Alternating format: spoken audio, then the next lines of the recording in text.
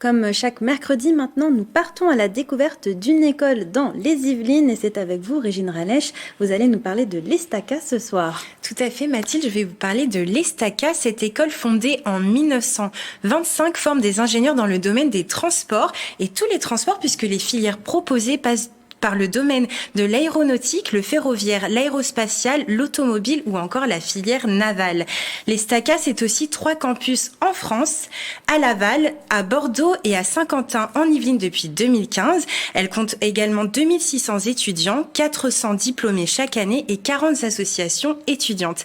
Elle présente également d'excellents chiffres puisque 98% des étudiants sont embauchés dans les 2 mois qui suivent la remise des diplômes et elle se place à la 9e position des écoles d'ingénieurs post-bac par l'usine Nouvelle. L'Estaca compte également d'anciens élèves notoires. On peut citer par exemple Frédéric Vasseur, le nouveau directeur de la Scuderia Ferrari. Pour en parler de cette école, on a avec nous un ancien étudiant. Il n'a pas encore la carrière de Frédéric Vasseur, mais on lui souhaite. Louis Hortus, on va parler un peu de votre parcours. Vous êtes ingénieur en amélioration continue. Qu'est-ce que c'est ? Alors, ingénieur en amélioration continue, il y a plusieurs rôles souvent quand on est dans une entreprise dans ce type de poste. Là où je suis, donc après Engin, j'ai, on va dire, 2 grands rôles. C'est tout d'abord d'être au contact des opérateurs toute la journée. Donc essayer de remonter le plus possible les problèmes qu'il peut y avoir par rapport au système de production qu'on a mis en place.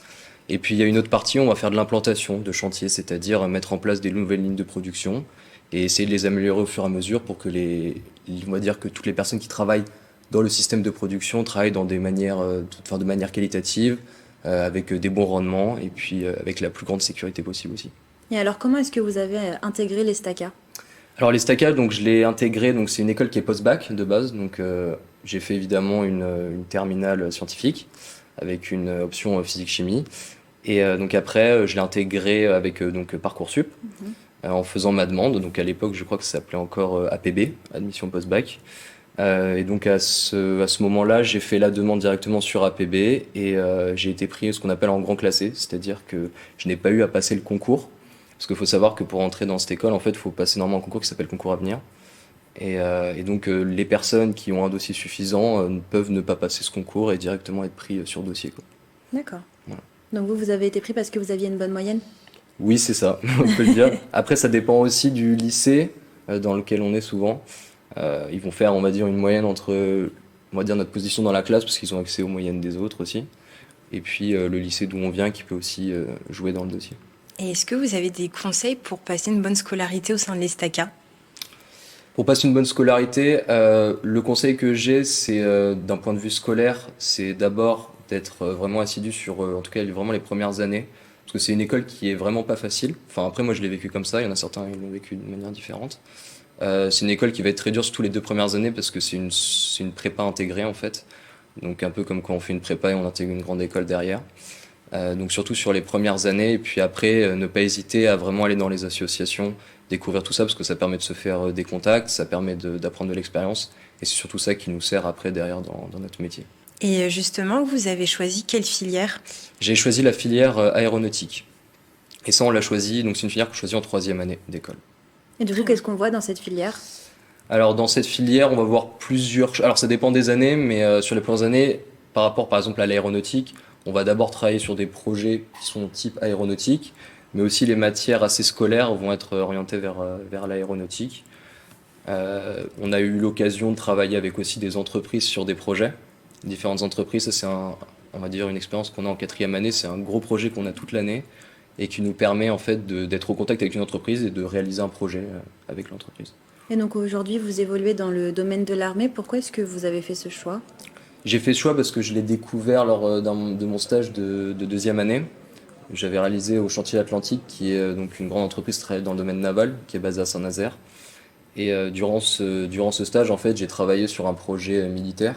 Et c'est ça qui m'a directement donné envie de travailler dans le domaine de la défense. Parce qu'il faut savoir que, par exemple, même dans l'aéronautique, il y a une grande partie civile, évidemment, mais il y a aussi une grande partie militaire qui est de plus en plus importante, mais surtout avec la situation actuelle, quoi.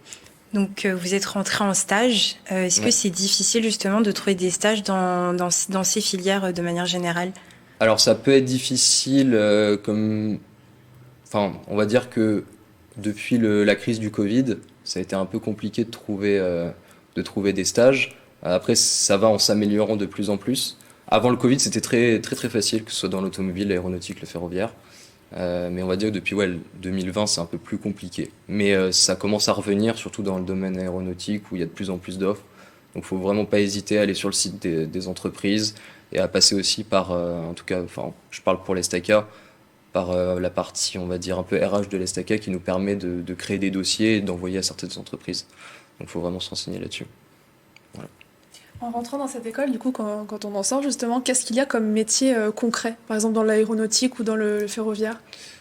Comme métier concret, un des métiers les plus concrets, c'est business manager. C'est souvent des gens qui vont aller. Donc ça, il y a beaucoup de postes comme ça qui nous sont proposés. Donc on va aller au contact des grandes entreprises pour un sous-traitant et on va un peu voyager. Ça, c'est un poste souvent qui fait un peu rêver.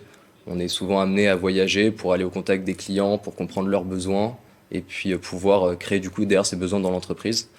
Ou alors, par exemple, un poste que j'aurais pu aussi faire, c'était de l'exploitation et maintenance, c'est-à-dire être par exemple dans des ateliers aéronautiques, par exemple je vais pas citer le nom, mais chez une grande compagnie aérienne, où on va être donc au contact des avions toute la journée avec les opérateurs pour pouvoir un peu étudier comment améliorer la maintenance des moteurs, la maintenance de l'avion en général. Donc ça, c'est des postes qui sont assez concrets et qui nous sont proposés directement après notre cursus scolaire. Selon vous, c'est quoi la force de l'Estaca? On a entendu les chiffres, 98% de réussite, mais est-ce qu'il y a autre chose? Bah, alors, l'Estaca, c'est une entreprise qui existe déjà depuis longtemps, donc elle s'est forgée un réseau dans les grandes entreprises, ce qui fait que maintenant, quand on va dans une grande entreprise, l'Estaca, c'est souvent une école qui est connue. Donc ça nous aide souvent sur, on va dire, nos entretiens, forcément.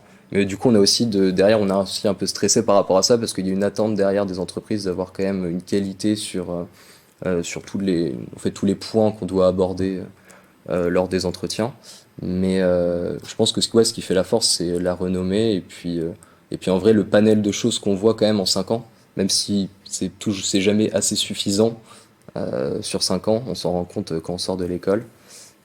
Mais ouais, la grande force de l'Estaca, je pense, c'est tout ce qui est renommé.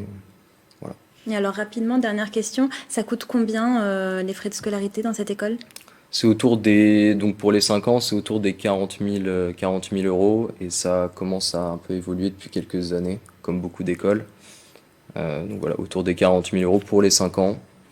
Après, on peut rentrer aussi en troisième année après un autre cursus, par exemple une prépa. Donc on paiera que les 3 années, par exemple.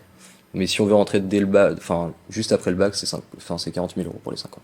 Eh bien, merci beaucoup, Louis Hortus, d'avoir Merci à vous. accepté notre invitation et d'être venu parler de votre ancienne école, l'Estaca. On vous souhaite beaucoup de réussite. Merci.